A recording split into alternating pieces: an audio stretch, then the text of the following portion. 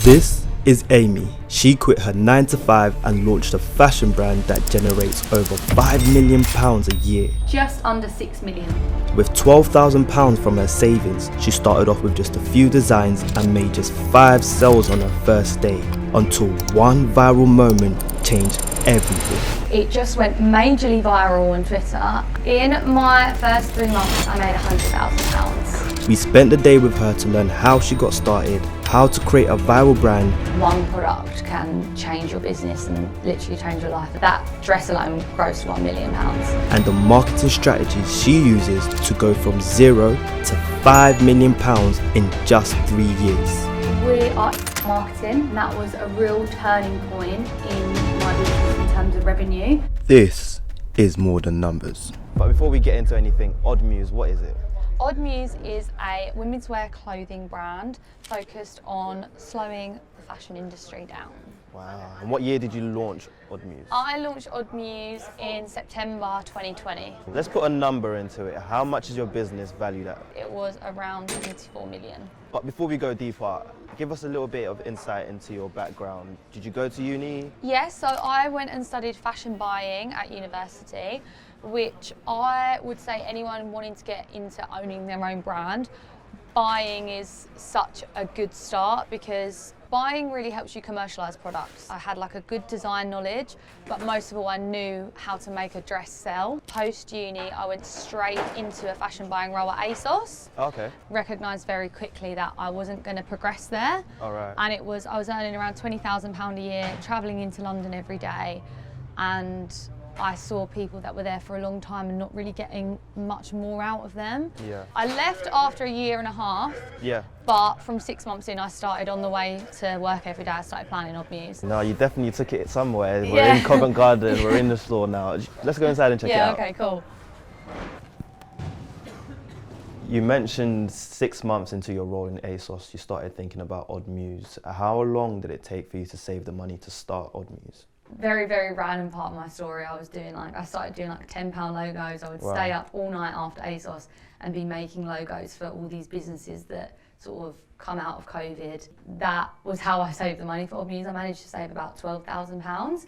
And it took me about a year to save that. Oh, and that 12k you saved, how did you sort of use it in terms of getting OddMuse started? So I would say around 8,000 of that went into production. Yeah. 2,000 of it probably went into sort of like shipping and sampling.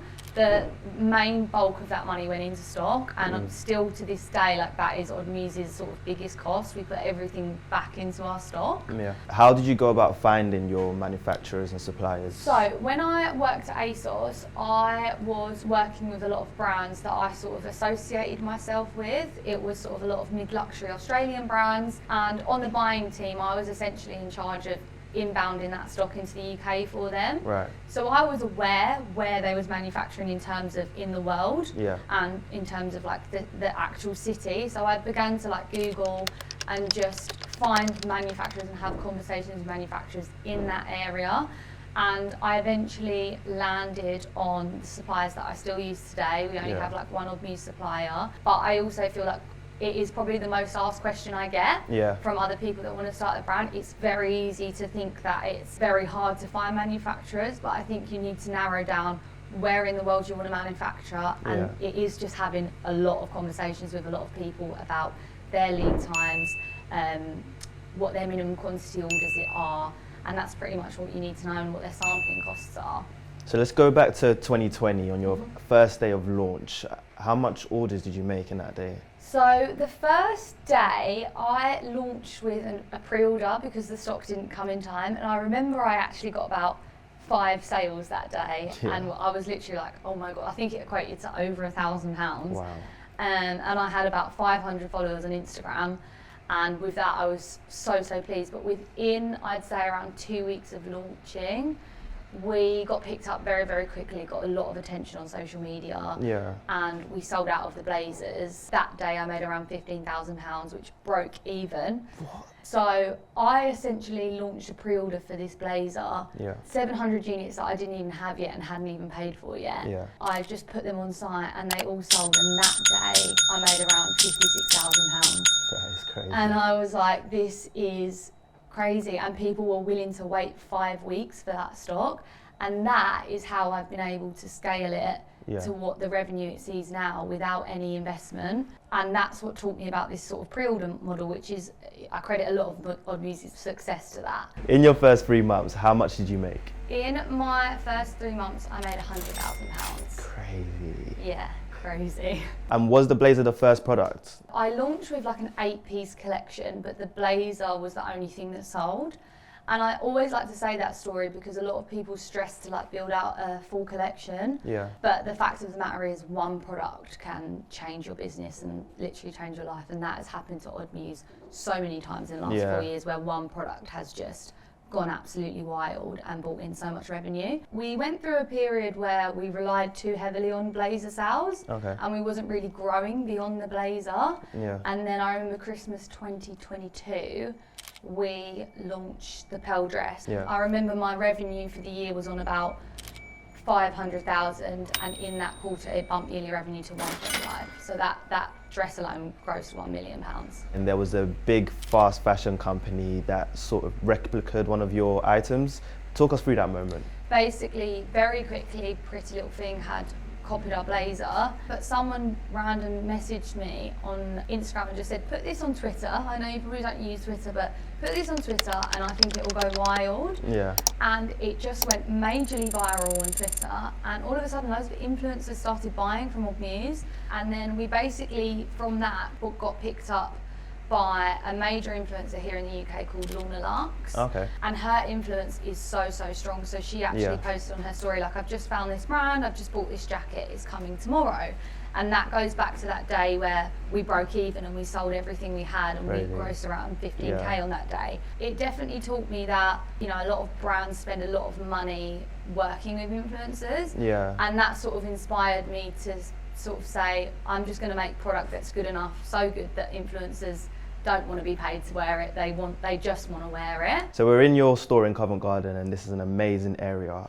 How did you go about picking a location for your store? We first of all started with a pop-up just down the road, and I wanted Covent Garden because OddMuse is very big in the US. For a long time it's been a complete 50-50 split.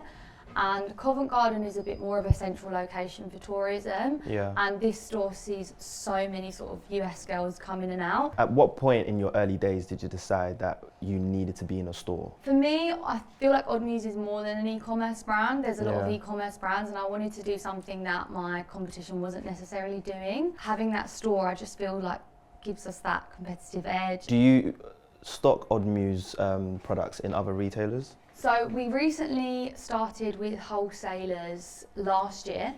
I had a specific revenue goal that I wanted to get to before I started seeding out to wholesalers. I think protecting your D2C is the most important thing you can do. But if they can sort of either shop us through Harvey Nichols, that is great as well, but it doesn't take anything from us. And then we have another wholesalers in Australia, which is David Jones. And the strategy there is really to nurture the Australian market because it's sort of really growing for us. We've just this week launched in Bloomingdale's across Dubai, Kuwait and Saudi. Wow. Yeah, so it's more so like wholesale is great for us, but I'm not sort of like spreading it too thin to the point where people don't shop on oddmuse.co.uk. It's more so one in the UK, one in different areas of the world, just to sort of streamline that customer experience. You mentioned earlier in your first 3 months you made 100k. Let's talk more about numbers. How much in revenue did your business generate in the first year? So the first year was £440,000. And how much in revenue did you generate in 2023? 2023, just under 6 million. That's a big jump. Yeah. And how much of that was profit? That just over 1 million was profit. And this store, how much does that generate? Since November opening, November 23 to now, it has grossed 650,000. Just Whoa. this tiny little store. What would you say is the biggest revenue driver in terms of marketing tool? I would say our email marketing. We use a platform called Klaviyo, and that was a real turning point in my business in terms of revenue. All the success we saw at the beginning, we wasn't collecting people's emails from a marketing point of view. So once we started to really be strategic with our email marketing, we've got lots of like automatic things that go out, like post ordering like 4 months after, they'll get a gift card and stuff like that. Makes sense. And now that is it's over 60% of our revenue. And what other tools take up that 40%? We do a lot with paid marketing, so we do TikTok ads, Pinterest ads, a lot of Facebook ads, a lot of Google ads. Google ads is probably our most performing channel in terms of paid marketing, but I think you definitely have to do it all because everyone is on all platforms. A lot of it is our organic reach. We do a lot on socials, our social platforms. At the moment we're on around 630,000 followers on Instagram.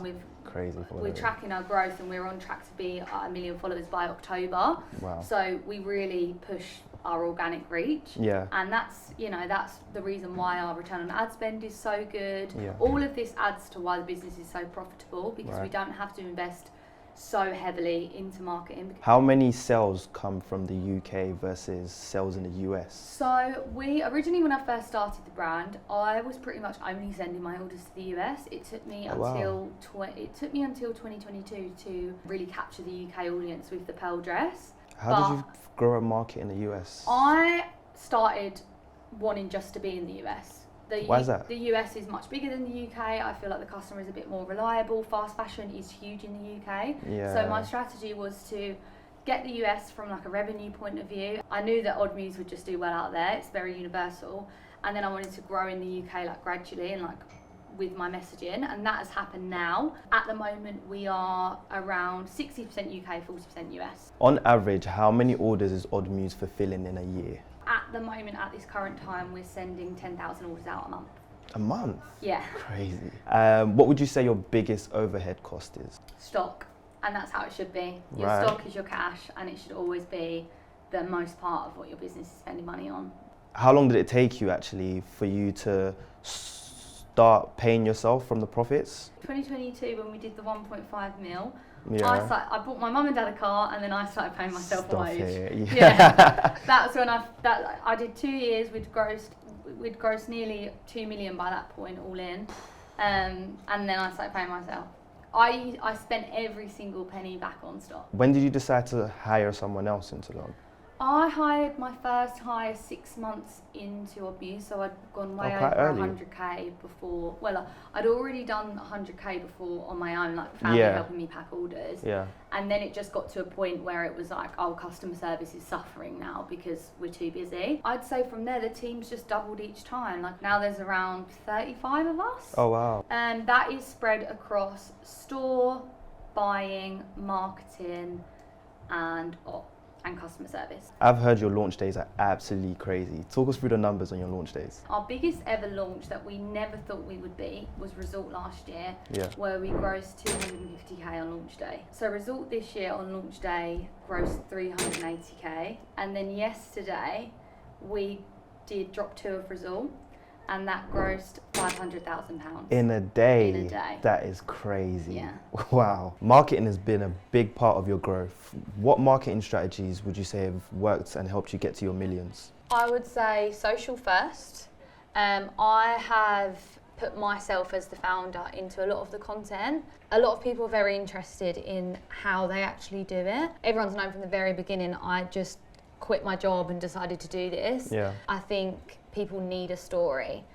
They want to buy from someone. So social first, but then know that there's definitely a time in your business where you do need to start spending money on paid marketing, collecting data, email marketing. So that's when we started to really scale into the millions, when we started doing more conventional and more intentional ways of marketing. How soon into your journey did you move into paid marketing? I was running like Facebook ads very amateurly myself from the very beginning. I remember I first started out doing £5 a day on Instagram, but now it's a lot more strategic. We're like reviewing them every single week. We're changing out the creatives. we're purposely targeting people in different postcodes of the world. 3 months after their purchase, like it's a lot more strategic now. And I really started taking that seriously in the last year, and it's been a huge boost in revenue. It seems like it. Yeah. You've got over 600k followers on Instagram. I think it's over 300k on TikTok. Yeah. How have you built that community? Again, social first. We've had a lot of viral moments just through showing the personality of the brand, the story of the brand, and most of all, good product. A lot of our videos that have gone viral is literally just me stepping back out of the frame in the dress. So I think good product is, you know, the standpoint for everything. You've been running OddMuse for under 4 years now? Just under 4 years, and you've made millions. But we need to talk about some of the challenges you faced growing the business. I mean, there's been various growing pains. Every time we've had these crazy viral moments, we haven't had the warehouse space, the customer service team, nothing to be equipped for that. So I'd say like the first 2.5 years, the OddMuse customer service was not up to scratch. It had quite bad reviews. The last year we have spent so much time perfecting it. I have everything I need now, even if we was to see another 100% on the year. And we're sort of planning for that growth now. Whereas before it would always be like, oh, it's gone crazy, I'm so sorry. So that was definitely a challenge, because especially I'm putting my face to this brand, and there was times where, you know, people would take that personally. Obviously there's that piece as well where I am funding everything myself, and that can be a little bit difficult. In the first 2 years there was plenty of times where the account got to zero to get that next order in. So I got into a bit of a situation in Dubai. I decided I wanted to open a store in Dubai. I had to pull out because it was getting really too expensive, and by that time I'd put around a 50k deposit down. So that was a bit of a setback. I'm such a better businesswoman now. I was in a situation where people were rushing me into things. Now no one can rush me to sign anything. It's expensive lessons, but they're lessons. Right, so what are your plans for OddMuse in the future? The widest plan I'm thinking of is I really want to have like international stores in key locations, so like flagships. I want New York, I want LA, I want Australia. So that's really the main goal for me. How far can I take this store presence? And then continuing to just grow our DTC. What piece of advice would you give to someone who's just about to start a clothing brand? My biggest bit of advice would be just start. You can start sketching now, it's free. You can start speaking to manufacturers. Even when I didn't have all the funds, I was sampling. Like a sample is like £100 a time. So by the time I had the money ready to go, I also had the blazer, everything, collections, samples approved. So I think my biggest thing would be just to start. It is possible, like even from like when I said earlier about Googling the manufacturers and stuff like that. Google's your best friend. Which sounds really simple, but people put a lot of pressure into having the money first. So Nah, Aimee, it's been an absolute pleasure speaking to you. You've dropped loads of gems. I'm going to let you go see your customers. But there you have it, guys. This has been More Than Numbers.